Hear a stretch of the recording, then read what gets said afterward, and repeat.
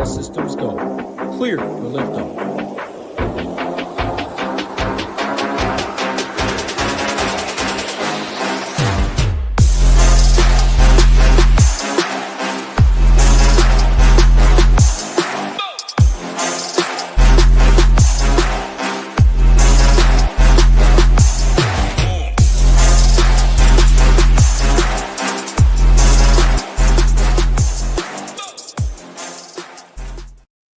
What's up, everyone? Tyler Tamboline here, aka ToeTagginTambo, back for another edition of Leverage Lane here on the Ship It Nation YouTube station. Got my guy Alex Blickle here with me as always.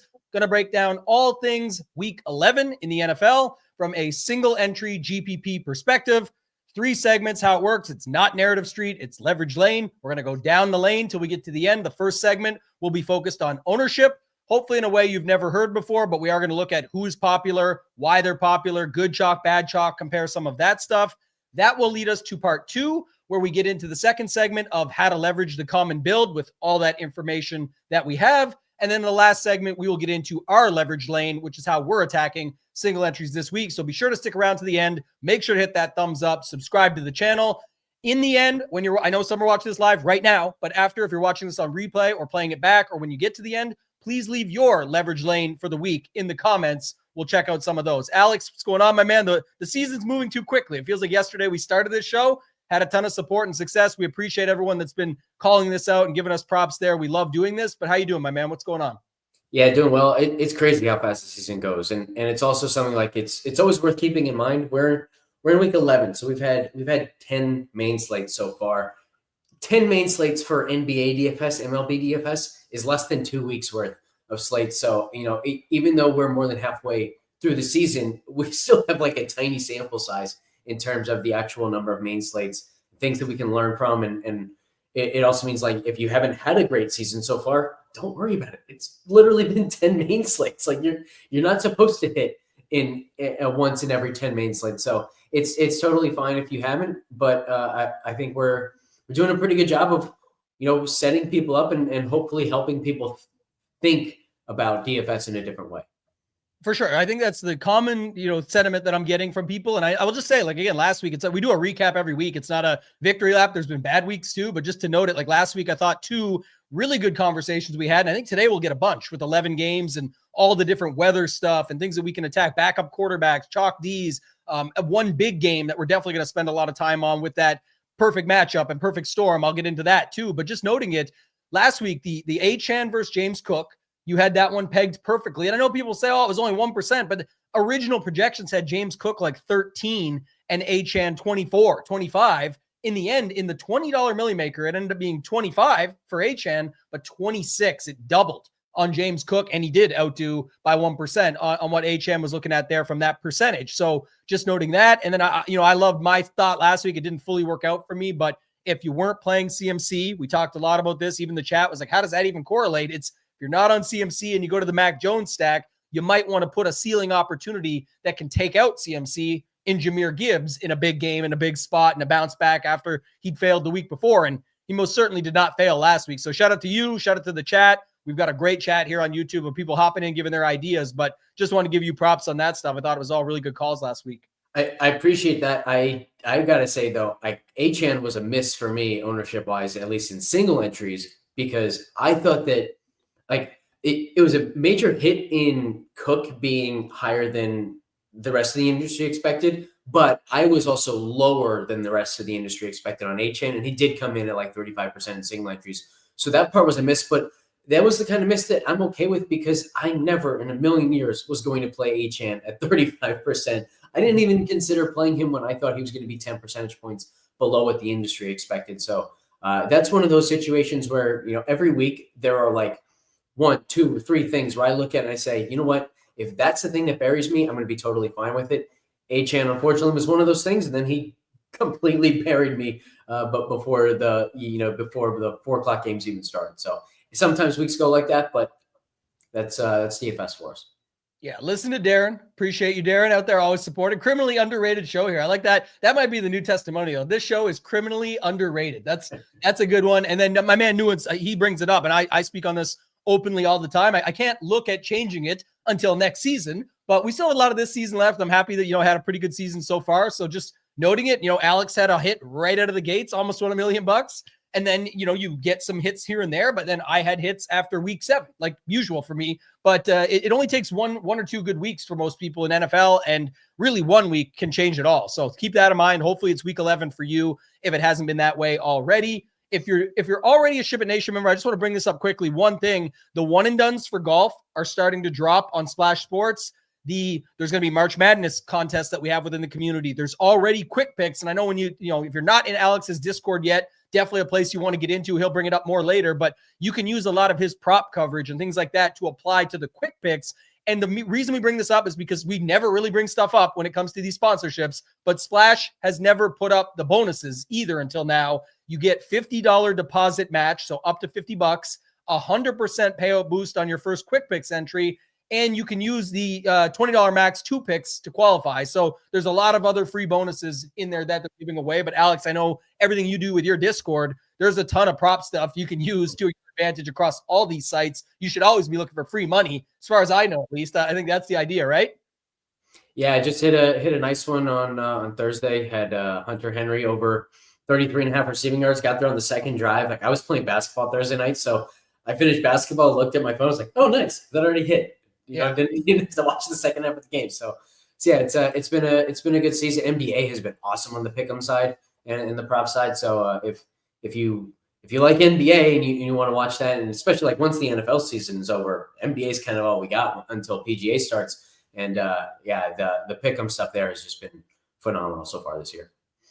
All right, so let's get into it. Let's do this like we usually do. We're going to go through and sort of look at the positions and some of that. And I think the biggest thing is right at the gate. I wouldn't even call it an elephant in the room. It's a herd of them. It's that there's a Cardinals 49ers game. And I spoke about this in the Mayo show yesterday, but I'll bring it up here because I think it's going to be super important for when we get to how these builds look, because Jacoby Brissett is popular. Trey McBride popping off the page at tight end because people can even go double tight end. It's like there's huge ownership on him in single entries. You've got CMC on the other side. You've got Purdy, Pearsall back for those 49ers. That makes it exciting for going back and forth, but it's almost the perfect storm, right? We've got the 49ers versus the Cardinals. Both these teams have shown the ability to go off in these spots. Teams against them the previous week. McBride coming off a big week. Now no Marv Harrison. It's like all this makes sense on paper, but we do have 11 games on the slate. And then I know that some people are crossing some off because of weather and all that, and we'll get to it, but how are you seeing things out of the gate here? Where do you want to start when it comes to the ownership segment in talking about what we're seeing across the board right now? Hey, you know what? Let's actually, I want to ask you something about tight ends here, because I think this is a little bit of a story, like the way that tight end pricing has worked this year. Most weeks we have seen tight end pricing like really, really condensed, where in the past, the top end would be 7,000 and now it's 55, or the top would be 6,500 and now it's 53. And so then you have guys who were like consistently in the mid fives, like George Kittle, for example. Now last week was 4,500. And so tight end pricing has been a story all season. And now we're kind of getting this year's tight end pricing on everyone except McBride, who isn't quite where he would have been in past seasons, but he's still all the way up at 6,300. But this time, he's going to be the chalk at the position. So I kind of think a nice place to start is just structurally, how do you want to approach that, where like if you're using McBride, maybe that's the easiest answer is just use him. And obviously it is a really good matchup. We've talked in the past few weeks about how weak San Francisco has been over the middle of the field since Fred Warner went down. So obviously the matchup is really good for him. But then also, like, if you are fading him, what are you looking for from the tight end spot? Do you feel like you need more ceiling now, or are you using someone else and just hoping, well, what if McBride doesn't do well? What if McBride only has 12? So I want to find a cheap tight end that can give me 12. Or are you feeling like, if I'm not using McBride, I've got to find the guy who can get me 25? Yeah, good point, and something to bring up, certainly, and I'll talk to it. I mean, last week, here's the thing. Last week, Trey was the bride. I'm hoping this week he's the McBridesmaid, because I don't want to lead the slate on that, because that ownership, it makes a ton of sense. It's the perfect storm. Everything lines up. But if you think about it, it's more of a conversation, I think, around like the point per dollar. Because if we just go to, okay, McBride, what are we thinking? I love, like you said, that's important. What are we actually thinking happens here? And if it doesn't, then what does that mean? How does his lunch get eaten? Where does that look like? How do we play him differently when we are playing him? So a couple things for me is like, if you get the 660-1 type game, then you just have to know what that looks like for the alternate options when you go there. Once he gets you the 8 for 110-2 game, I mean, it's all over anyway. So then you missed if you went against him. So you have to think of it from that perspective. But there's a couple different things. One, if you're thinking of him more of like the 6 for 60 or 70 yards and 1 touchdown, you just have to figure out where you're getting that point per dollar value from the alternate replacements that you're using.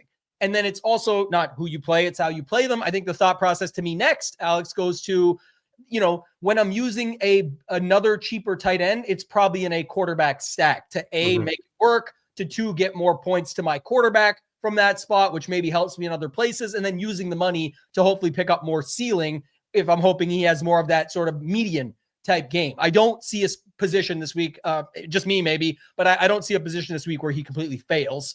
And again, people take that the wrong way.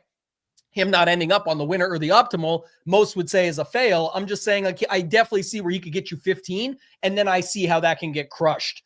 But I don't see him getting like 8 points or something, and that's just not something I'm seeing in the realm of possibility. And the last thing I'll add, I brought this up yesterday as well. I want to see your thoughts when we get there later. I think there's an interesting game stack build that includes neither of Dortch or Wilson, but goes to the double tight end in that game with both Kittle and McBride, because I think even when people do go to the double tight end in that game, not like that will be super sneaky, but I think it will include someone like McBride or Wilson or game stack to go with it. And I'm looking at alternate routes to building that out. So I'll kick it back to you on all that and see what you think. Yeah, I think to me, the biggest thing is at 6,300 for McBride, I think the thing that you're hoping he doesn't do is score a touchdown, right? So we know the targets are going to be there. The yards should be there in a decent way, but it is worth noting, like, you go back prior to that Seattle game, it was 72 yards on 11 targets, 74 yards on 13 targets, 55 yards on 9 targets. It's not like he's been this incredibly efficient guy with all the volume with Brissett. And I think to that point, all of his production, like almost literally all of it, came once they were already down 28 points or something like that last week. So that 9 for 127 and a score line that he put up against the Seahawks, I think it comes with an asterisk. And I think people are overrating just how efficient he and Brissett have been together. Look, maybe he does the same thing this week. Maybe they're down 2-3 scores early and they come back and make it a contested game or something like that. So by all means, like, that's possible. But I think it's worth noting that he's been more touchdown dependent than I think a lot of people realize with Brissett.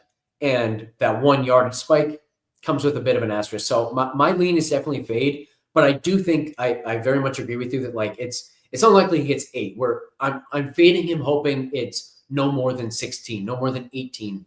And then to that point, like, I want somebody who, if I'm using the tight end, if I'm using a different tight end, I want that guy who can also get to the 100-yard bonus. I want the guy who can also get me 1 or 2 touchdowns and is like a featured part of the offense, and not someone that I'm hoping, just catches 2 red zone touchdown passes and otherwise is not involved in them actually moving the ball. So I do think it's a week where we want to give tight end thought a little bit. We want to put a little bit more thought into the tight end position than maybe we usually do. But I also think, that a big part of that is try to stack, try to correlate, and use that tight end to open something up. Because I think the final point there is, like, people are largely drawn to this Arizona offense because of Brissett's price tag. But if you start with Brissett, McBride, you can get some really nice quarterback tight end pairings that are actually cheaper, but doesn't register as like this really affordable stack in people's minds because they're not quite thinking about how expensive McBride is. They're just thinking about, oh, I can use a really, really cheap quarterback, and that kind of opens everything up. And of course, McBride is then one of those spend ups. But for example, like Herbert Gadsden is cheaper than Brissett McBride. But I don't think people are going to look at Herbert as, oh, this is a way I can save money in the same way they'll do with Brissett. Good point on that for sure. Caston Reed brings up a good point, says double tight end makes sense. So this is like, for those that don't follow it heavily enough or fully, get after it, is like, this is the kind of setup where he's a wide receiver 1. He already kind of was. It's not like Marv Harrison's having a standout season. He's great. And he's shown some signs in the past, but this is definitely a spot to think about it. And that's why people are going there. But to Alex's point, when you flip builds, and we'll get to that stuff later, when you're moving things around, it's also a product of slate dynamics. So to Alex and both our points of saying, like, we don't think it's going to be an 8. It's like, if it's a 15 or a 16 point day for him, well, when you move a cheaper tight end there that could get there with their quarterback or something along those lines, however you decide to do it differently, and that's why it's good to have this tight end conversation right away. To me, it's not the same as when like Puka Nacua is 7,300 earlier in the season. It's like, okay, build with him. Now we'll figure out the rest. The wide receivers at those price points typically get there more often when they're, as our chat is saying today, criminally underpriced, and you see that type of stuff. But if you look here, when you go up, there's a lot of options in the 5K, upper 5K to lower 7K or upper 6. And that's where these kind of moves get you in your build. So there's a lot of ceiling you can go and find if you don't land on it. I'm sure there's people that feel their lineup looks good when they have McBride in there and say, I still have that ceiling. To each their own. That's why it's called leverage lane. That's why you pick your lane and run with it. But just noting it, I think that was definitely a good place to start. What are you seeing specifically? Maybe you said it already and I just missed it, but for McBride in single entry? 32%. And I think it could end up being higher. Like I think there's a better chance that it gets to 40 than it drops under 25%. Yeah, definitely think that could go up as we get there. Interestingly enough, after him, it's because I kind of see it spread out a little bit. I see some George Kittle, of course, in that same game. I think that's going to be a common one. I'm seeing some thought process of people going to the Pittsburgh spot just to fill it out, because if they even go to that spot, it's like it's Freiermuth, it's Jonnu Smith. That's where people land. I don't think they'll fully get to Darnell Washington, but they're all cheap enough to land there. Theo Johnson, even with a little bit of a price boost from what we've seen, I think is just a spot that people are thinking about with no slate. And if they want to go to Jameis, why not just put Jameis and Theo Johnson? I get it. Like I could see that. And then you mentioned Gadsden. Maybe he fits into the mix some as well. Anything you want to talk about there further, or what position you want to go to next? No, I think we can just kind of talk about ownership as a whole now. Well, one quick question too, in the chat brought it up multiple times, so I will land there. Is any thoughts on Dawson Knox with the Kincaid stuff from yesterday? Do you think that gets some late steam here? Because he wasn't really popular, but now at 3,300, do we think? No, we've seen him a few times now without Kincaid. It's not like he's going in and running Kincaid's routes. He's still running Dawson Knox routes and is mostly just going to find something either in the red zone or when the play breaks down and Allen's doing his scramble thing, like maybe Knox just becomes open. Other than that, he doesn't get targeted a whole lot. So he kind of fits in that mold of like, look, if this was a really, really bad tight end slate, if we were looking at the tight end board and saying, man, there are no good values, there are no good plays, then Knox would be fine. I think there are too many good tight end plays this week to really consider Knox. Yeah, I agree. All right. Obviously, when we get to the common build later, we're going to be tying in. That's why it was good to start with McBride. I like how you reshaped us there, because that makes a ton of sense. And that leads to the Brissett ownership at quarterback. No surprise. You've already hit on that piece. Anything there? Because, people love starting. One thing I know for a fact, just from doing the mastermind stuff and mentorships and then going in the Ship It Nation Discord, and I'm sure you're the same in your findings, is everybody starts with the quarterback. Right. Mm-hmm. And what I'm realizing is there is some people that are better, and even yourself actually on some of your leverage lanes at the end of the show, where you're like, I'm actually not on a stack this week to start with. I'm on this, and then I'll let it come to me. Mm-hmm. Some people are better at building the interior before they get to the exterior. And I call it the exterior because the outside of your lineup is the top, right. is that piece there with the quarterback and building down. But I do think many people start with quarterback stacks and then start filling in the pieces, instead of sometimes thinking of what are the pieces that I feel in the middle that I have to make decisions on. Who are they that I do like, and sometimes let it shape that. I had a guy yesterday I was talking to who loved Diggs and Henry last week, and it both didn't work out, but it was interestingly enough, he was playing 20 max and he didn't have any, he had one May lineup in all of it, but he had Diggs and Henry pretty much everywhere. And I was like, if that's the interior of your lineups and you see that shaping up, the thought process should be to let me sort of manipulate the portfolio, because what if both of those guys go off?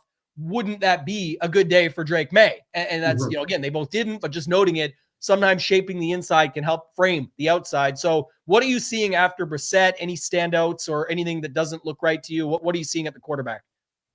So I think this is like a really cool conversation, because it also helps explain like a little bit of my process and how I do ownership projections. I think one of the key things to look at is who are people going to prioritize, like as their one-off plays or as their big spends, things of that nature. So like this week, we've got McCaffrey up there. We've got Jamar Chase. We've got Jacobs and Smith and Jigba and Puka Nacua, there are enough people, there are enough guys that the field is really going to want to prioritize and go jam into their lineups, that it's affecting the possible, stack ownerships, because it kind of takes away some of the expensive stacks unless the expensive stack is the way you use that stud. So like Flacco ownership can largely be driven by Jamar Chase, for example.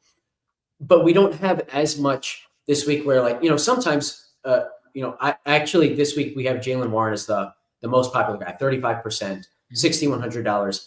If he was like the only guy that people were clearly trying to build around and force into their lineups, then we could say, you know what? Warren's only $6,100. He can fit into literally any kind of stack, any kind of lineup.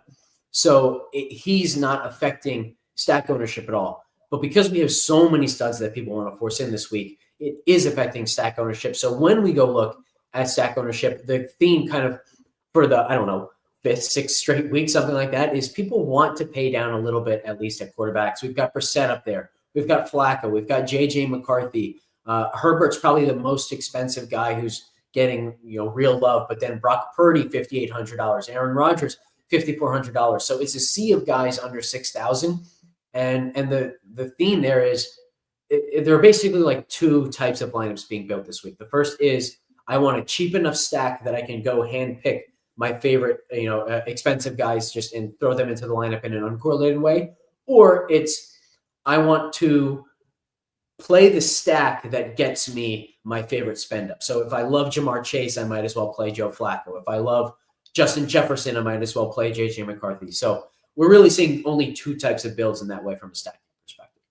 Yeah, I want to stay here for 2 seconds because, and again, everyone always wants to. Here's the thing about DFS content specifically. You did something the week before. DFS play, something worked the week before, they're on it the next slate. That's why we've seen double defenses in Showdown. That's why we've seen double tight ends on Classic Slate. If it works, it must, last week, double tight end, you and me have had this conversation, was outrageous. After the previous week was the Loveland with McBride or whatever it was that ended up going off. So you saw people just jump on board. But one thing about DFS content is you said something the week before that worked, and then they want to replicate it. And so I'm not saying this is the case, but is there something you're seeing at running back? You made me think of something that I want to segue to with Jaylen Warren versus Chase Brown on who actually gets it versus kind of like the Cook versus Achane thing last week. I don't know. I'm having repeat thoughts here, but anything with that you're actually seeing right now, because I think it's interesting that sticking with this and the quarterback spot is I don't know out of like Rodgers, because it's only Metcalf and then they kind of pick Freiermuth or Jonnu, and for Bengals, even that side, well, Higgins and guys like that can be involved. People sometimes don't want to go with that full on stack. We've seen plenty of times where Chase is super popular, Jamar Chase, that is, and then they don't go full stack. So how are you seeing this Warren versus Chase Brown situation? I don't think we'll see a flip like we saw with Cook last week. I think Warren is very comfortably ahead of Chase Brown. And the main reason for that is when you think about these two teams, if you really like the Cincinnati side, you've got Jamar Chase, you've got T. Higgins. If you really like the Pittsburgh side, you've got Jaylen Warren, right? Like who's really excited about playing DK Metcalf when he has the only bad matchup possible against Cincinnati, when running backs and tight ends just absolutely destroy them week after week after week? Who's really excited about playing Freiermuth or Jonnu Smith when there are literally three other tight ends, when you include Hayward as well, who might end up catching the touchdown instead of your guy? It's just really uncomfortable. The only comfortable click on Pittsburgh is Jaylen Warren, whereas we have two really exciting, comfortable clicks on Cincinnati ahead of Chase Brown, or I think I shouldn't say they're both ahead of Chase Brown. It's probably going to be Jamar Chase, Chase Brown, then T. Higgins in ownership. But yeah, so I like when I look at this, so we have Warren at 35%, Chase Brown at 27%. It wouldn't surprise me if it ends up Warren is 50% in some higher stakes single entries, and Chase Brown actually fell to 17%, 18%, something like that. Just because these guys are both Warren and Chase Brown, like they have enough of a receiving role where I think the field could break the typical rule of the field usually does not like to play running backs against each other because they view it as, oh well, if this running back does well, it's because he's in a great game script for himself, which means the other guy's in a bad game script for his run game. So I don't want to play them both. These guys are both involved enough in the passing game where we could very much see that that rule broken by a lot of people. But I think it's still going to be true to enough of an extent that keeps Chase Brown from steaming to anywhere near where Warren is. That's why this is so important. And I always go on my Tambo tangents, if you will. They're like rants, but just mini ones. And this is so important to me because it's something I care a lot about, is helping people get better at DFS, the process, the actual game that we play. And it's like, that's the whole point. When people are like, oh, I know ball, it is good if you know ball. That'd be great. I mean, but if you actually took people's takes on the year and ran it out, unless they're really good sports bettors who actually show their shit and their receipts and put it on the line to say it is what it is and their money's going where their mouth is, you often don't see it. But we can know DFS. We can know how people will react and think.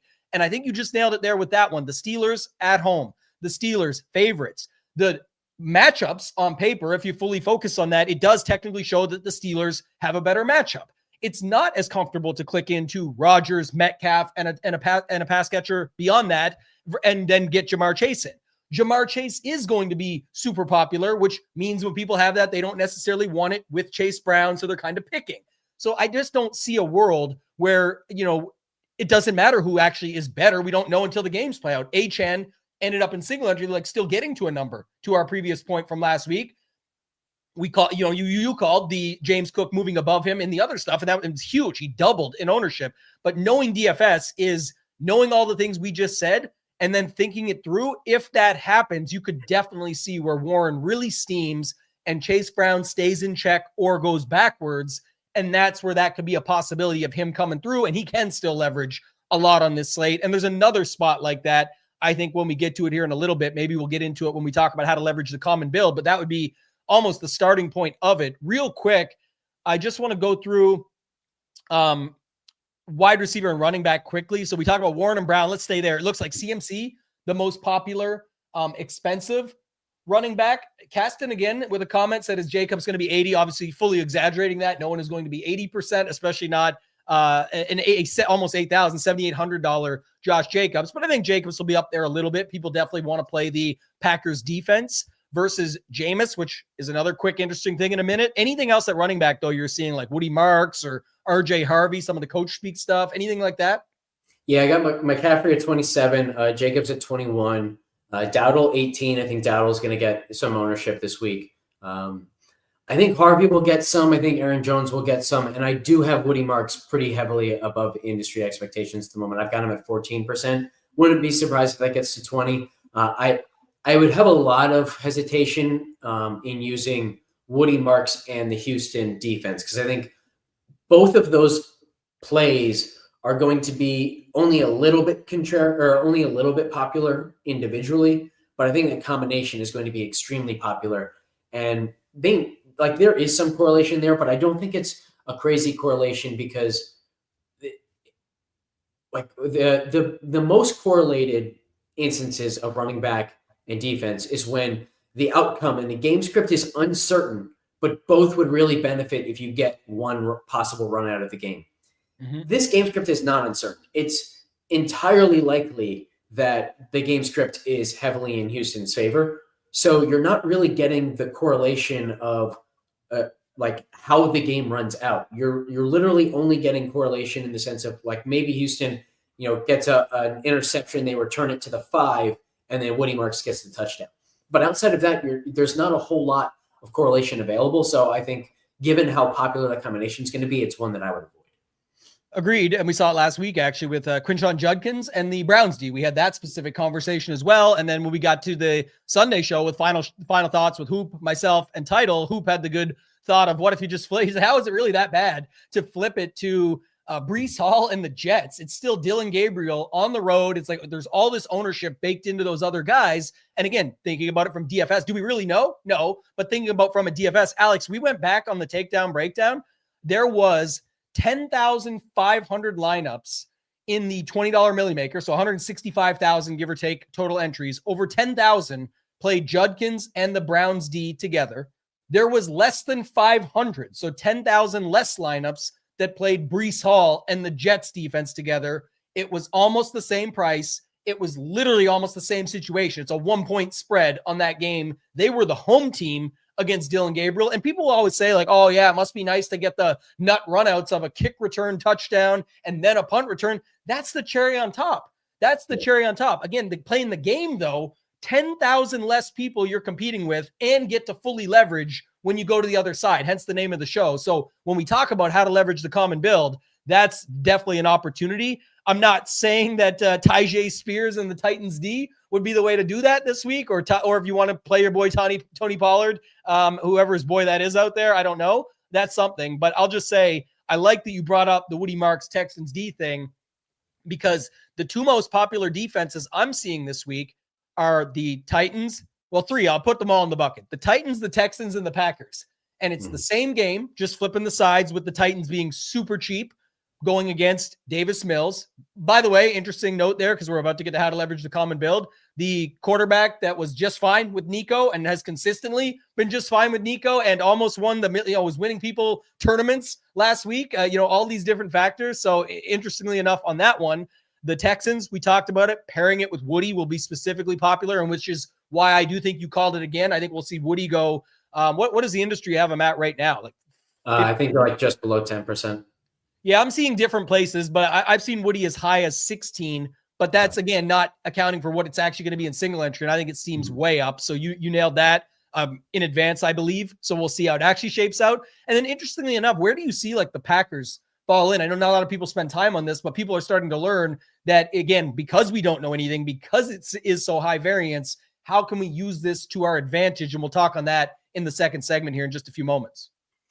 I've got Packers defense at 9%, where the Tennessee-Houston game is getting a lot of ownership on both sides. 22% for the Titans and 16% for the Texans. The Titans ownership, it does make sense. Essentially, you're basically, if you're using the Titans, you're saying, hey, they're playing a backup quarterback. Maybe he throws a pick or two. Maybe they get a few sacks. And you're then just hoping that no defense really separates, or at least no chalky defense really separates.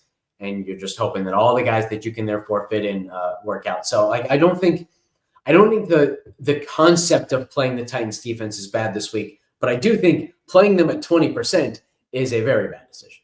Yeah, interestingly enough, that line has gone from 7.5 to 5.5 now. So for whatever reason that may be, I guess the Stroud news was probably part of it, but I thought it was that was like day one of the week. So interesting. I mean, obviously Stroud is part of it. Yes. I'm just saying it was, to me, I didn't ever think it was going to be the case anyway. So we'll have to wait and see. I was just checking that from this week. But yeah, I think that's another interesting spot. And then the last thing, anything quickly you want to mention at wide receiver, and then we'll get to sort of the common build, but it segues us in because I'm seeing Michael Wilson specifically very popular at 3,800, and he still fits. This is one where we're definitely going to just segue into the second segment probably because, super sneaky play this week, or way to go, I should say. Let's play CMC with Michael Wilson and just call it a secondary stack, Alex. We'll be all set for the week, right? That's how it works. So go ahead. I'll let you take this one over. Well, yeah, not only that, but also let's go back to the Brissett point, right? People are using Brissett because they like using a cheap quarterback. Okay, if you go Brissett, Michael Wilson, that's really super, super cheap. Trey McBride, make it a double stack, and then McCaffrey is the bring back. That is not a cheap stack in any way, shape, or form. It does still help you, fit two studs. If you call McBride a stud as well, which I think you should. Yeah. McBride, McCaffrey, it's not that different than playing Flacco Chase. It's the same concept, right? Or McCarthy Jefferson. You're using the stack to access your favorite expensive guys. So in other words, the only way that you should be playing that is if you think McBride and McCaffrey are the best spend ups on the slate. You shouldn't be playing them if you think, okay, well, I'm going to go to this quote unquote affordable stack so that I can fit whatever studs I want. And then you just end up landing on those two. The only way you should be playing the stack is if you really, really think McBride and McCaffrey are the best way that you can possibly use that much salary. Yeah, that's where it's going to get interesting because it's all dependent on how people look at it. There's obviously ways to flip that build too, but just I said the CMC Michael Wilson secondary stack. We've talked a ton in the past about this, but to rehash it quickly, obviously you can do whatever you want, but that's not really, that's all baked in already. That's why they have the projections they do, the values. That's why the ownership already exists on them, all of those factors. Kittle will get some steam because he double whammies it, right? When we talk about how to leverage the common build, if McBride's in there, some will say, okay, I'll go to Kittle instead. They'll run Brissett with Wilson with something else, and then, or they'll leave it at that and then put in, or they'll go double tight end and use Kittle in it. So yeah, they'll get steamed up as well in those spots. But I'm not sure that Kittle's going to steam as long as Pearsall actually does return, because I think there are a lot of people who are concerned that, once San Francisco's at full health, Kittle becomes an extra right tackle or an extra left tackle too often. So I don't know that he'll steam. We've got him at 11%. I think that's probably in the right ballpark for him.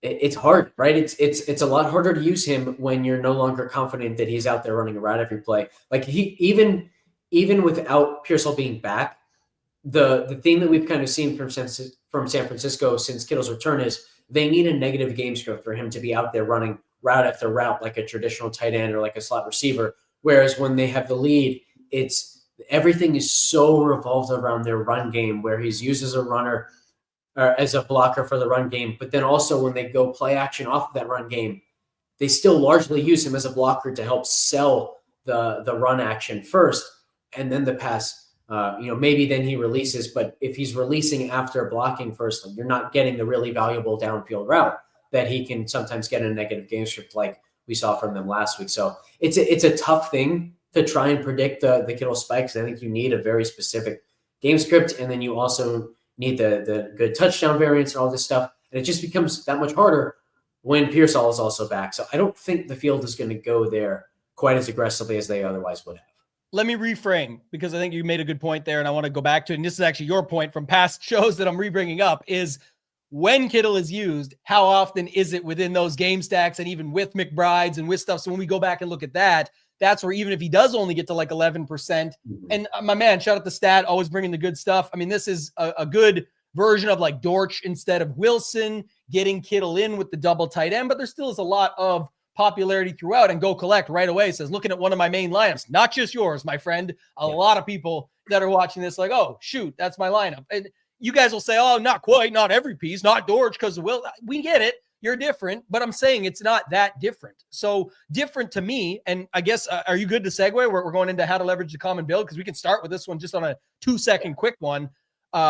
Purdy, Jennings, Kittle, and use that side of the build completely, and then use a Dortch or a Wilson to make everything else fit. And it's like the trust in Kittle and Jennings with Pearsall back, going to Purdy at 5,800 for almost $1,000 more than the obvious Brissett spot. Like, all of those are in the same game, but Purdy, Jennings, and even if Kittle's kept in check, and then not using McBride and using Dortch over Wilson, like those four, that's going to piss everybody off if that happens, because they're going to say, oh, I have all these, I got 6 pieces from that game, and I'm getting a 5-pointer over here, an 8-pointer over here. McBride's busting on me. Like, what is going on? Like all this. And to your point, if Kittle has that specific type game, and this is not my leverage lane, I'm just giving a quick example out of the gates. I got a few more good ones that aren't specific, but just to note that like this would be the way that Kittle's specific game would work. Because if he gets 2 touchdowns and it's really something, or a touchdown and the 9 for 110 and a touchdown that's hurting him, and McBride could still both be getting there, but that would hurting that onesie position, that's still pretty valuable to Brock Purdy. And then what else is happening? And what if Jennings doesn't get kicked out of the mix, or Pearsall gets a little bit more weaned back in that makes for more Kittle routes, but still leaves Jennings open because now there's more spots and he has been showing up for them. He requires a touchdown too, kind of to get there. So in those get there lineups, what does that look like? If it's dead anyway. But if it gets there and Kittle has the touchdown and Jennings has the touchdown, they're likely attached to Purdy, which now maybe it's just something else on the other side. So I don't know how you think about that type of stuff, but I mean, these overstacks obviously outdo the secondary stacks when people are thinking, Wilson with CMC and I'm good. Well, if the overstack gets there, you're not good at all. You're screwed because everyone has 5 pieces on top of you, or 3 more pieces on top of you, 5 total, something like that. What's your thoughts on the Purdy side of things and just different ways to handle the spot? So yeah, I mean, the first thing I'll say is I very much agree. Like this is probably the game to avoid mini stacks from. So like I wouldn't play CMC and McBride as the only pieces in the game. I wouldn't play CMC and Wilson. Like that's probably even worse, honestly. But the other thought that I have in this game is if you rewind like 3 years or something like that, the kind of pivot of, you know what, I'm going to use Brissett, McBride, McCaffrey, but then instead of using Wilson, I'm going to use Dortch. 3 years ago, that would have been a really, really sharp way to build. It would have been super contrarian. It would have given you that the possible separation that you're looking for. Today, that's no longer the case. People are too sharp. They are like, too many people have that thought. And then also so many people are using sims, which are basically like pointing you exactly to that one move that it's just not going to be contrarian enough. So I really like this idea that you have here of, well, okay, well, what if we just flip it to the San Francisco side and we say Purdy, Kittle, Pearsall, and then instead of using one of those Arizona pass catchers, like what if you use DeMarcado as the bring back? $4,500. There's a decent chance that there's going to be no Bam Knight this week.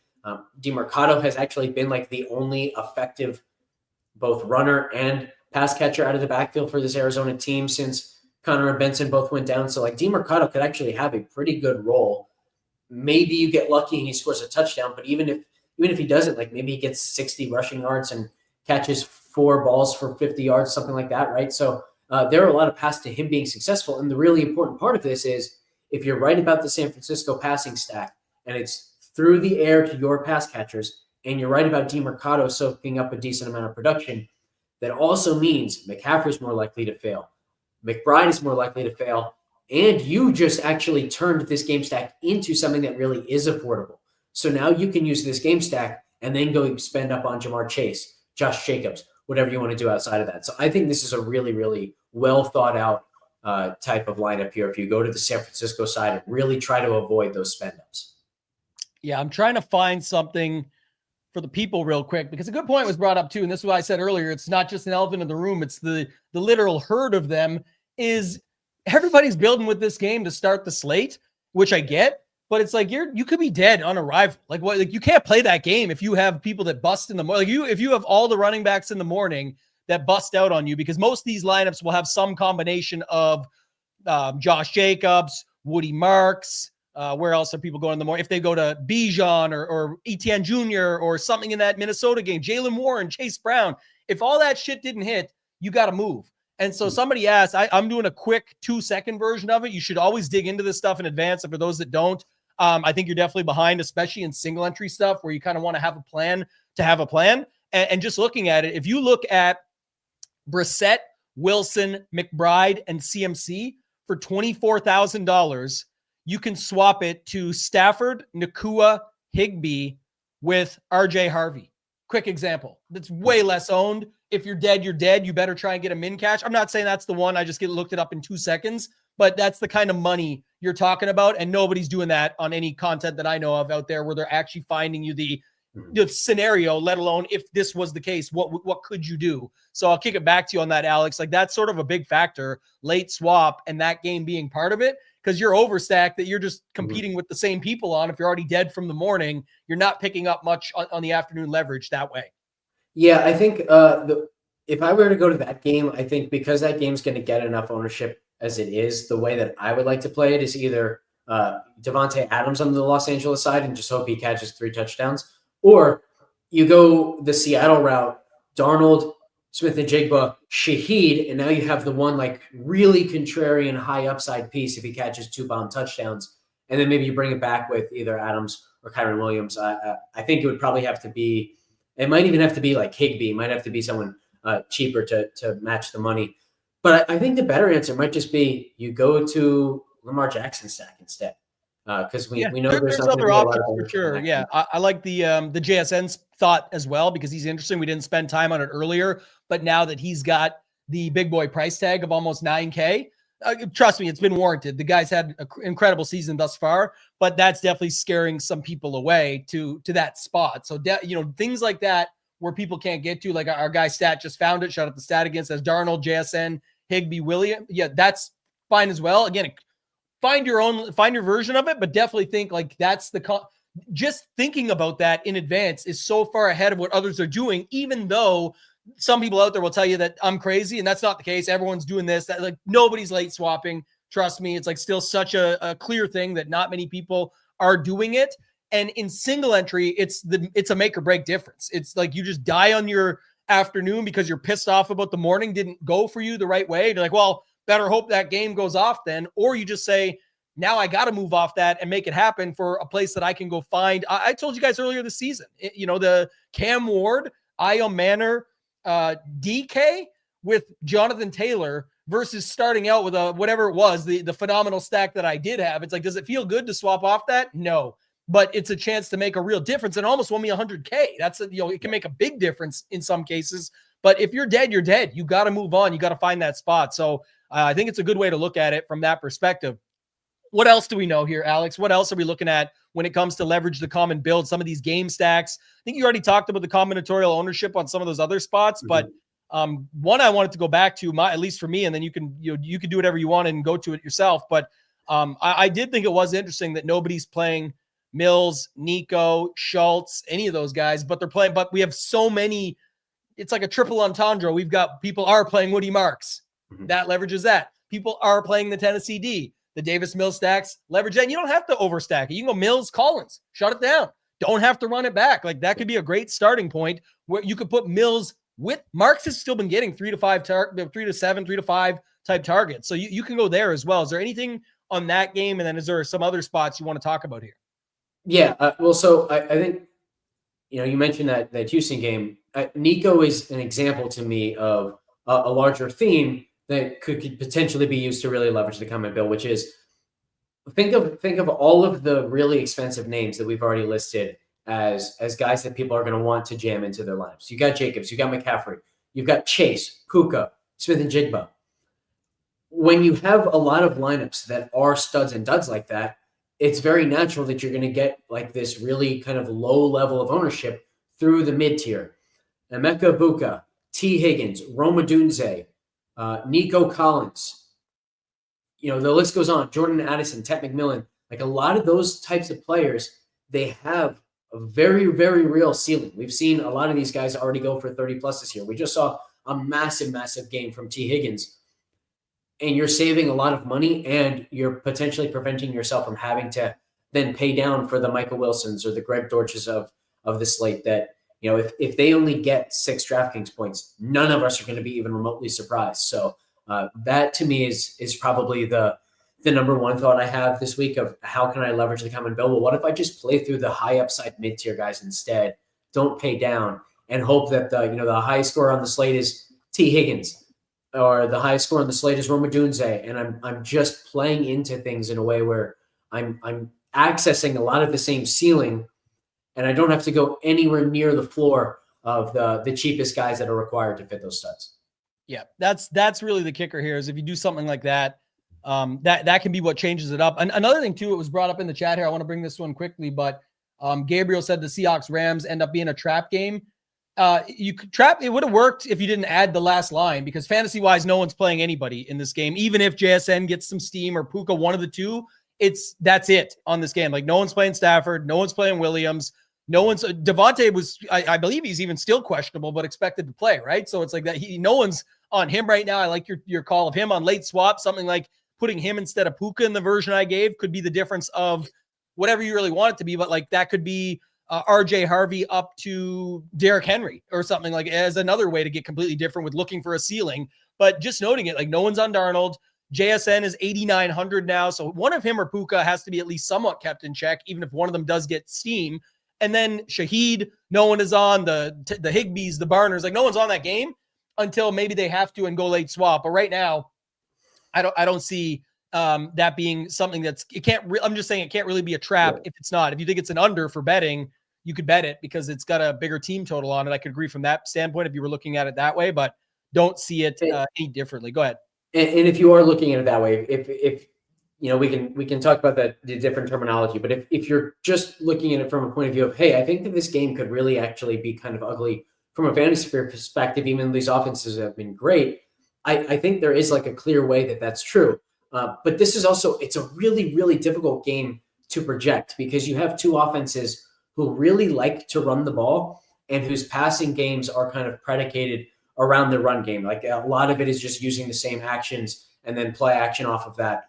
So it's hard in that way because both of these defenses are pass funnels in the way that they are really, really good against the run. So a lot of teams want to just say, okay, we're not going to be able to run the ball that well against them. and then they get into, negative game scripts against them and they end up throwing a lot. But you can't really project that for these teams because both of these offenses are so stubborn with their, just determination to at least try to run the ball because they feel like it's important to everything they do in the passing game. They don't want to just become a traditional drop back offense. So I think that this game could be slow. I do think I very much lean to the under. Our model over at FTN is really, really low on these passing sacks to the point where I was looking at it I feel like I have to edit these projections to some degree. But, we're a part of the season where I really want to just trust our model. I know how good it is. So, yeah, it's a really hard game to think through that way. The potential fireworks are there, right? Like both of these offenses have been so efficient, especially downfield. Both of these defenses do encourage enough downfield passing that if they end up hitting and if we do see some really efficient downfield passing, the path is there for fantasy points and for a game script where both teams are really pushing the other offense. But man, I think the far more likely run out is a little bit disappointing from a fantasy perspective. Yeah, shout out to our man BG Littleneck earlier. Says you have to learn to be more attached to your bankroll than to your favorite plays. Strange that is a difficult concept, but it's some weird part of human nature and ego. It is definitely that. Go ahead. Yeah, I think an easier way to think about that, and I very much agree with it, but instead of saying I'm attached to my bankroll, just find the joy in recognizing that there's a real edge in just building smarter lineups and trying to outbuild your competition rather than outpick the individual plays. And if you find joy in that, then it's there's no discipline required, right? That's part of the fun, just knowing, I feel really strongly about, let's say, Puka this week, but the better lineup doesn't happen. The better lineup is a balanced lineup. So I'm just going to outbuild the competition and I'm going to have fun doing it. Yeah.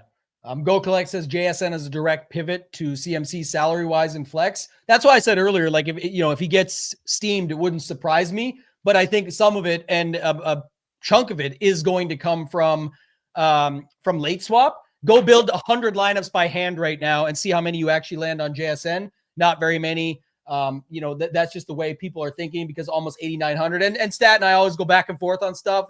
Again, people that consider, and I know you don't because you know what you're talking about, but ownership is all subjective. 20% JSN to me is not high owned at all. It's fine if he gets to it. There's going to be tons of 30%ers. There's running back plays that fit in with him that get put in at 40%, like the Warrens of the world and things like that can happen where it's you find a different way to play him. If you actually think he's getting steamed that much, good for you. But what's Sam Darnold? 2%? How does he actually get there and have this $8,900 price tag pay off? What's Devontae Adams on the other side of that game? What's AJ Barner? You can play all these guys. It doesn't matter. And if there's 100 people in a room, 80 of them are walking out when you say JSN and they don't have them. So there's 20 people that you're competing with. Now put Darnold in with that. And there's 3 people left over in the room, probably, or 4 people left over in the room. So you can shrink it. 2 quick moves, done. That's all it is. So you got to look at the whole slate. Got to remember it's 9 pieces you have to fill out. So many people, and not you, Stat, but so many people sit there and bask in this, well, he's going to be 21%. If he was 16, I'd get in on him. What are you doing? Play the game. Stop worrying about that. Focus on the total lineup. It frustrates me.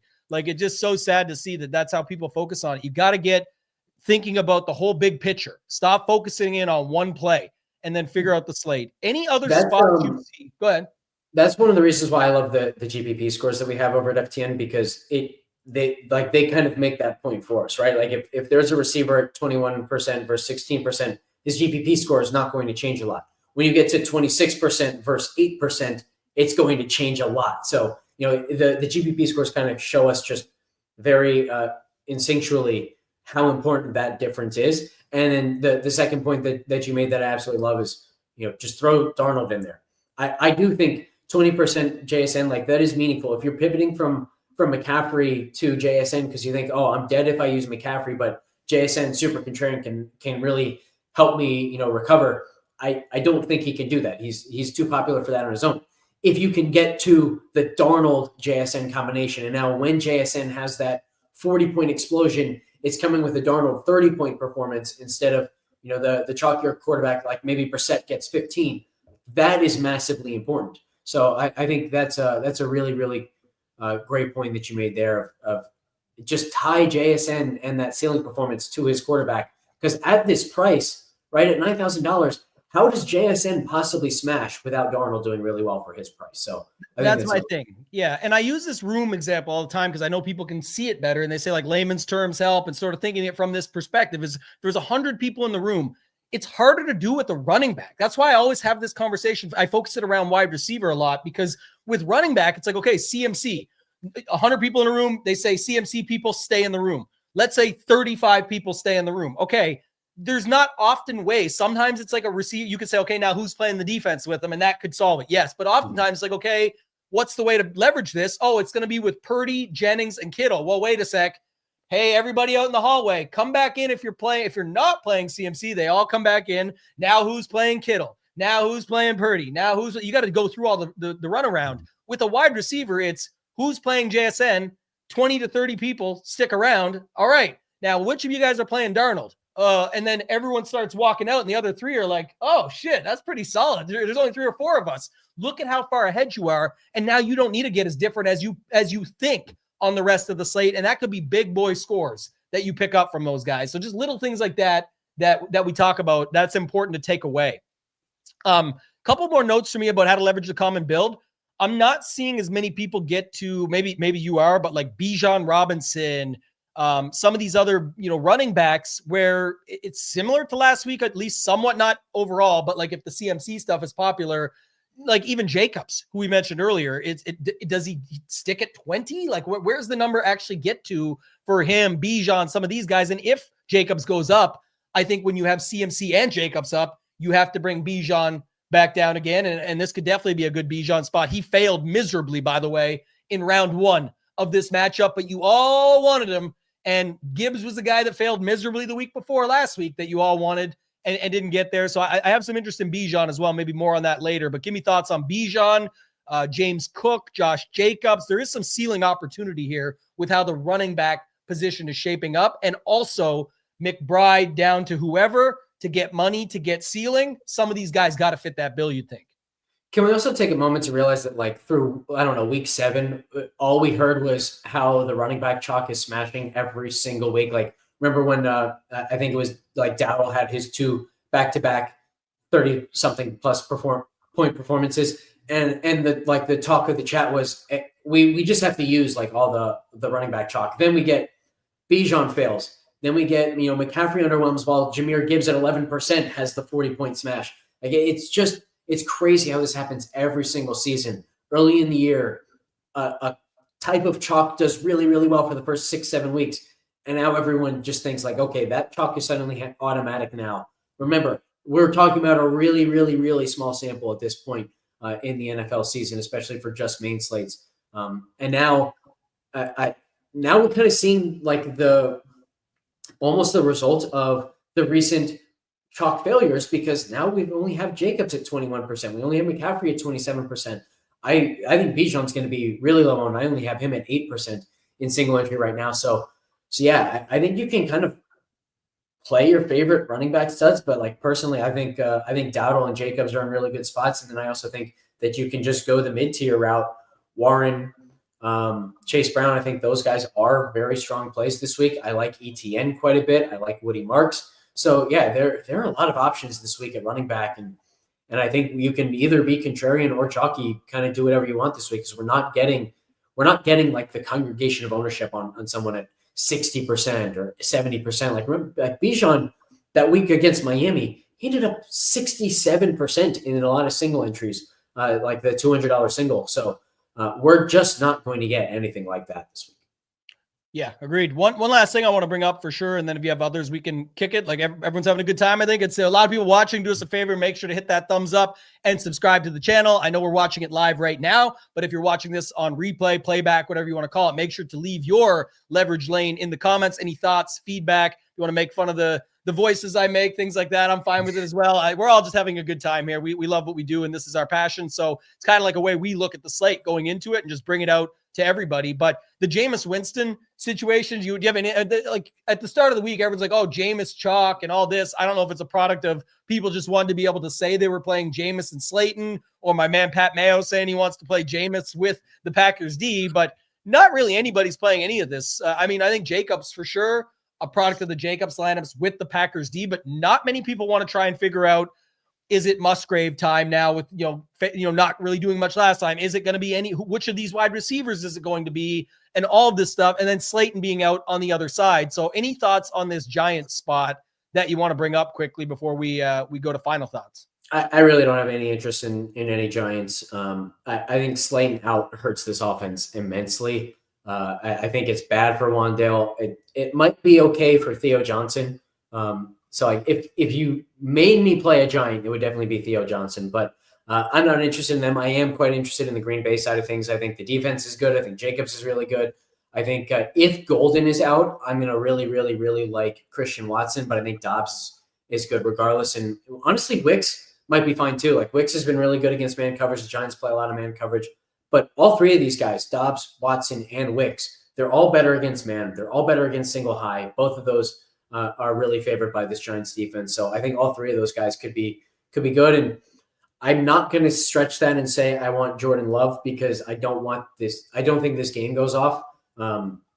It's just way too likely that Green Bay is in a script where they don't have to push themselves at all. But any of those three, I think, are good one-offs at the wide receiver position. And then you can even use any of them with Jacobs and hope that they score, 34 offensive points, something like that. And Jacobs is 2 on the ground, and then you get 1 through the air, and you get 100-yard bonuses from both guys, something like that. So that's definitely a way that I would play this game, but I'm not interested in that. One last interesting note is this would also tightening up. It's now a 6.5 point spread. It's going the other way than what everyone's telling me is going to happen. So maybe they've got a little more faith in Jameis or something this week. But interestingly enough, just to see that with all the injuries, I think they're without defensive players even on the Giants as well, or like I forget who's out this week. A couple different people beyond the normal. But yeah, that's just crazy for that to see it. The Packers have struggled a little. They lost to the Panthers, but they put up a really good fight. That was not the game you love to see, but I thought it was fine of that stretch of bad primetime games. You're a big Eagles fan. I felt like the coaching was horrible at the end of that game from both sides, but either way, at least an exciting back and forth until the end type game. So, it's just been a bit of a struggle for Green Bay to put up offense recently. That's all. Yeah, I think it could also just be due to the forecast of some decent wins that do hurt the potential for long passes. But we saw this last week with the Giants and Bears game that everyone was off of. I ended up playing that game in the early slate. I had Dart, Slayton, Theo, and Swift and Odunze on the bring back. I think I would have won absolutely everything on the early only slate if not for the Dart injury that shut everything down. Like Slayton was definitely going to get to the 100-yard bonus. Theo might have as well. Dart was going to get to probably 35 or so DraftKings points. Wind matters, but it also affects the way the defenses play. So because of the wind, because the coaches on the field know, hey, it's harder to throw the deep ball. Guess what? The Giants are going to be more willing to give single high looks to these Packers that allow opportunities for deep passes. So it all kind of evens out until you get to the kind of weather that makes it like legitimately impossible to really throw the ball downfield. So I think that's something that, I've really kind of learned over the last few years is I've just watched these games and realized I was off this because of the weather, but they're still throwing the ball downfield. Why is that? It's because the weather also affects the way the defense calls the game. They actually give opportunities to the offense that they otherwise wouldn't. So that's something to keep in mind whenever we have these weather games, and definitely was a big takeaway of mine last week. Yeah, I guess last thing on weather, because that's a good one too, just to make sure we're on it. There's still, people here maybe they want to know anything you're really adjusting for there. Like the biggest one was the Tampa Bay, I think at Bills game. Obviously Baltimore, Cleveland is being talked about as well, but from a DFS perspective where people might have actually went and thought about going, nobody's really excited about the Baltimore Cleveland game right now anyway, but there is some Buffalo stuff with Knox and with Kincaid being out. We already covered that earlier, but just noting like that game total has dropped quite a bit. So it's actually, again, still up there, 46.5, but opening somewhere around 50. The weather has affected that game total. You don't see that very often. And when you do, you kind of got to keep tabs. Yeah, this was initially one of my leans for like potential game stack. I'm not going to do that anymore because I definitely think that the game environment overall is hurt.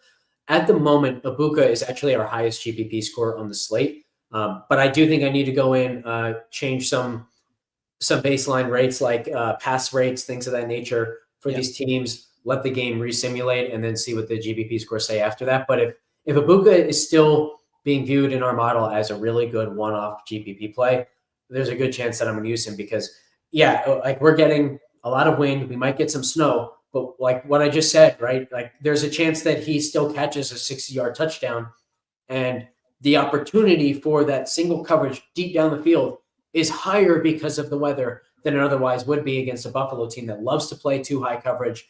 They're good at too high, but when they play single high, they're really, really bad at it. They have allowed the highest explosive pass rate in single high this year. They've allowed the 13th most explosive passing yards in single high this year, even though they play single high at like the 30th lowest or at the 30th highest rate. So when the opportunities are there, when they're playing single high, which again, in this type of weather, is probably more often than usual, so they can get that extra guy in the box to help against the run and the short, boundary passes.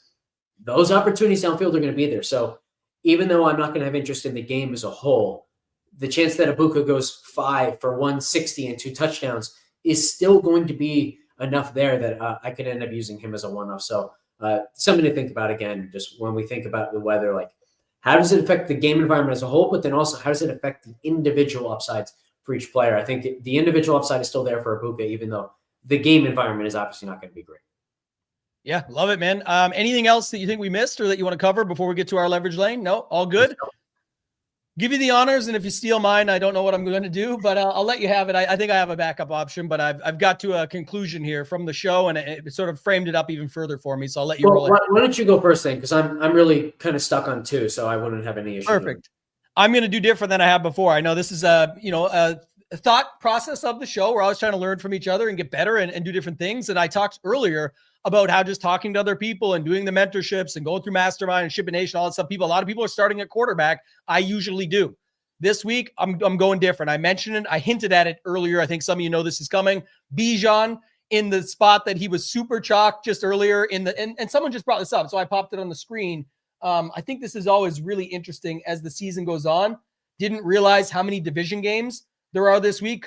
This is interesting because we see somebody like Pittsburgh Cincy went off the first time. What if it doesn't this time? What if they make adjustments from that? What if all of that matters and it becomes a little bit different? Or what if it does again? And because of a DFS perspective, it's truly interesting because it's not Warren or Chase Brown. It ends up being all the pass catchers. Just good luck figuring out that Pittsburgh side. So that's part of it. So just noting it, I'm going to go to flip the build.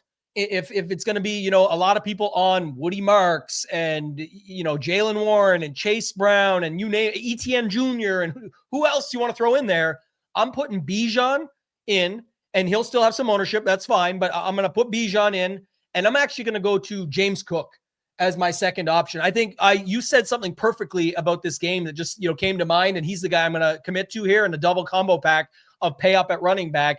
Is they still are slated to score a bunch of points at home. I think about last week, Henderson against them. And yes, he got some, one big fluke run at the end. People will say fluke run. You got to have talent to have that stuff. I got to be good to be lucky, as I like to put it. So in that case, I'm going to go to both of them here, Alex. And I'm going to say that my leverage lane is Bijan and James Cook together, both at home, both in really good spots, both very capable for explosive type runs, break the slate type ceilings.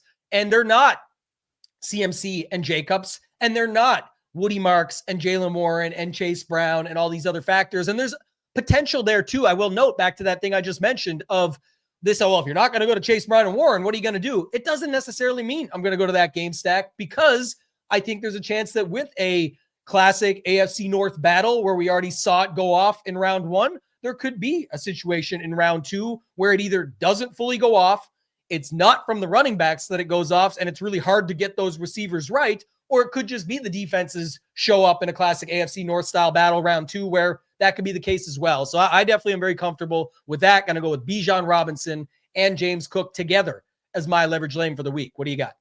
I like that. James Cook also has one of the highest GPP scores for us over at FTN.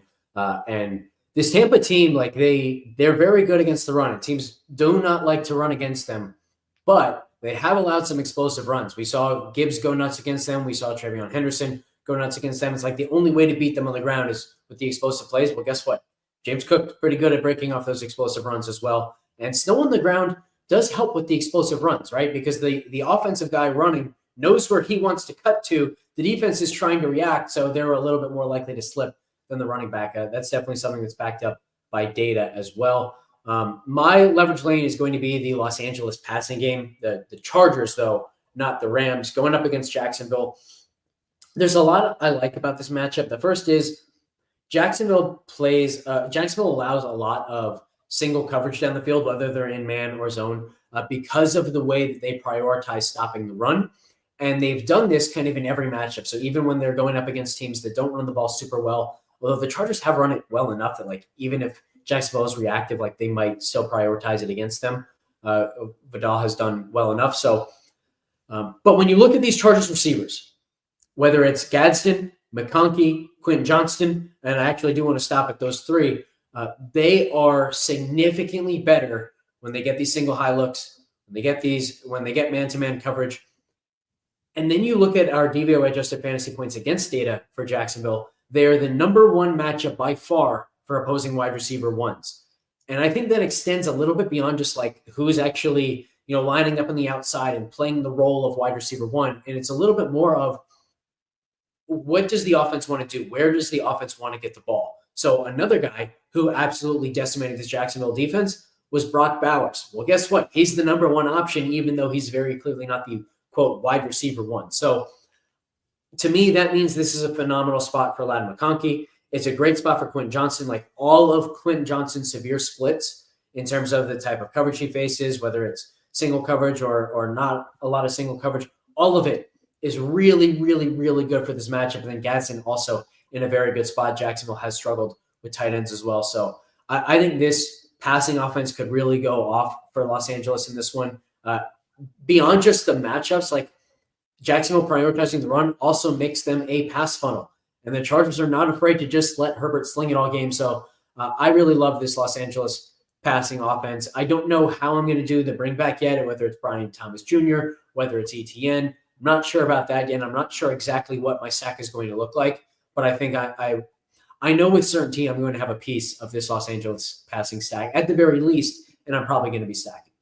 Yeah, I like that call quite a bit. If you talked about just McConkey, Johnston, and Gadsden, the three, are you ranking them with Gadsden up there based on everything, or do you have like a way to put those three if you had to? I think Ladd is going to be my top priority, and then I think Gadsden probably is the second priority, just because I remember, like, the very first conversation we had on the show was, well, what do we do with 30-some% Trey McBride? Well, I want to still give myself a good chance of actually, like, winning the tight end position. So I want somebody who's capable of having that really good explosive game. Gadsden fits that, I think, better than any other tight end on the slate. So it just makes sense to go like Herbert, Ladd, Johnston as the stack. Herbert, Ladd, Gadsden as the stack. I really don't mind making it a triple with Johnston as well, though. It's cheap enough, and we already talked about, like, I think the merits of just an overall balanced build this week. So, like, maybe you go Ladd, Johnston, and T. Higgins. Those are your wide receivers this slate, instead of where other people are going to spend way up and then spend way down. That's three really solid mid-tier guys right there. So that's my leverage lane this week through the passing game. Yeah, I like that too. What's the Brian Thomas Jr. price and status? I was just trying to look it up now. Back in practice, everything's good to go on track for this. What's his price right now? 6,100. Because he fits that balance as well. Like, I always like this. I talk about this a ton, but like the build of two wide receivers from one side and then one from the other, the quarterback with the two, and then you kind of use up all your wide receiver positions, then you usually end up balanced. Not always. If you have you could sometimes have a cheaper quarterback, like a Flacco, Chase, Higgins, and then something from the other side with DK Metcalf. Like, that's another example of that, where it'd be a little bit different, but you're still using up all your spots and then leaving for a more balanced build across the board. On our mastermind episode that we did together, we talked a lot about, like, how to use sims. Like, to me, this is a phenomenal spot where you want to use contest sims, where, like, Travis Etienne is definitely a higher probability play than Brian Thomas Jr. in this game. But what does each guy do for the game environment as a whole? If Etienne's succeeding, that means, like, maybe they're doing well on the ground, the clock is draining, whereas when Brian Thomas Jr. succeeds, it's probably because he had a couple explosive plays through the air that get the ball right back to your passing stack. So this is very much one where I know that Thomas is much better correlated. I know that Etienne has a better outlook in the game. Which is the more valuable piece in this stack? What do the contest sims tell me? is the better option. So I'm really going to rely on those to kind of help me choose the stack within this game. Yeah.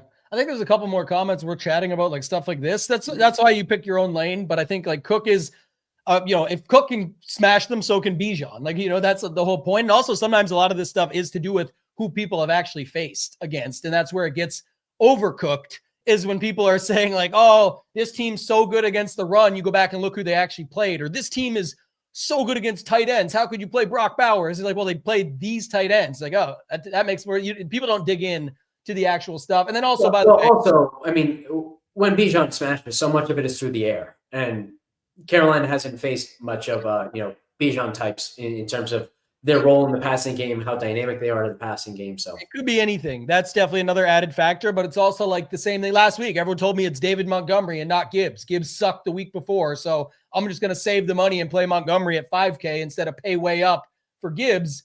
And then also Carolina's just on a roller coaster this season of everything that's been going on. We'll see how this one shakes out, but it's like they've smashed Buffalo. They've beat Green Bay. They've, they lost, or they got beat by Buffalo. Sorry. They beat Atlanta. Was it Atlanta? Beat them 30. What was the runaround on that? Like Carolina lost. Man, now I'm going to forget and mess this all up. Carolina lost. It's just the NFL for you. We just went through this a couple weeks ago, but it was like, what was the 30-0 game? Was it Atlanta over Carolina? It was Carolina over Atlanta. Yeah, Carolina over Atlanta, 30-0. Then it was like 2 weeks later when Carolina played, or like 3 weeks maybe, Carolina played Buffalo. Or Atlanta played Buffalo was what it was. And anyway, the line looked off and I was like, Atlanta sucks and da-da-da-da. And then Atlanta goes and beats Buffalo. And then Buffalo goes and smashes Carolina. That's what it was. It's like eventually you get to it. The runaround is just crazy. The NFL is nuts. Green Bay then lost to Carolina. They're back. It's like, it's really hard to tell. But that's another division game where in the first round, everyone loved Bijan, did not get there. The same spot can be said here again. So I like that. And I like just this setup of it all. So hopefully this is good. It's football, as our man Gabriel says. It doesn't really mean anything. Anything can happen. So that's true. But hopefully this was helpful. Leave your guys' comments below. Let us know if you like it. Make sure to smash the thumbs up button. Make sure to subscribe to the channel. Alex, let the people know where they can find you before we get out of here. At Alex Blickle 1 on Twitter. You can find all the FTN stuff and all my Discord stuff through there. Yeah, for sure. Again, go check out Splash if you guys want to get on that. The promo for Ship It Nation is up on the screen. You can get 5 days all access, including Saber Sim, for just $19. That's definitely the best way to get in. You're going to get all the sports, massive UFC 322 card tonight, college football today. You've got all the NBA stuff, everything else that's going on, NHL, etc., etc. So hopefully this was good. If you guys have any feedback, let us know in the comments. For Alex, for myself, ToeTagginTambo, let's ship it.